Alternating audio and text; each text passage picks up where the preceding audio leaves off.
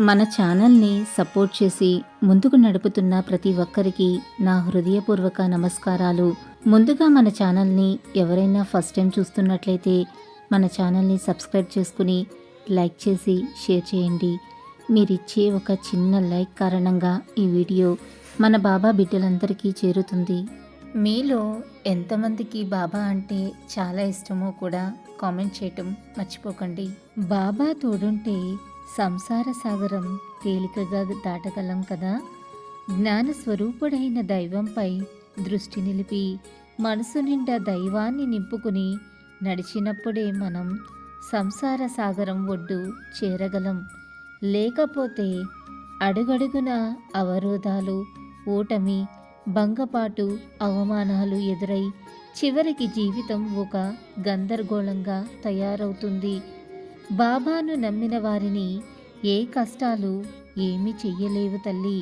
మనసు బాబాపై ఉంచి నడిపించేది నీవే తండ్రి అంటూ ముందడుగు వేస్తే అప్పుడు సంసారమైన సాగరమైన మన మోకాలు దాటదు.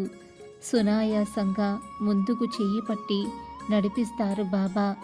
ఎంతో పేదవాడైన భక్త మహల్శాపతి జీవితం సమస్యల సుడిగుండంలో ఎప్పుడూ చిక్కుకోలేదు.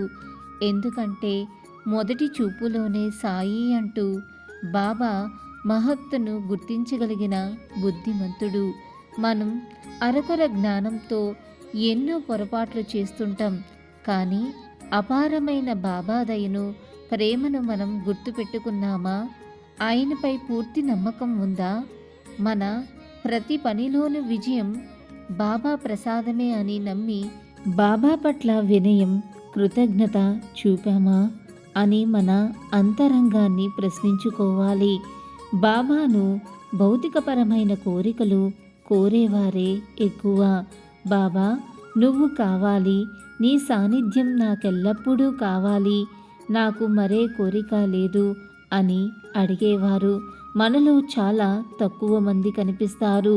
మన దృష్టి బాబా మీదనే ఉంచాలి. అప్పుడు మనం వేసే ప్రతి అడుగు మనల్ని భక్తి మార్గంలో ముందుకు నడిపి సంసార సాగరాన్ని దాటించి బాబా సన్నిధికి చేరుస్తుంది.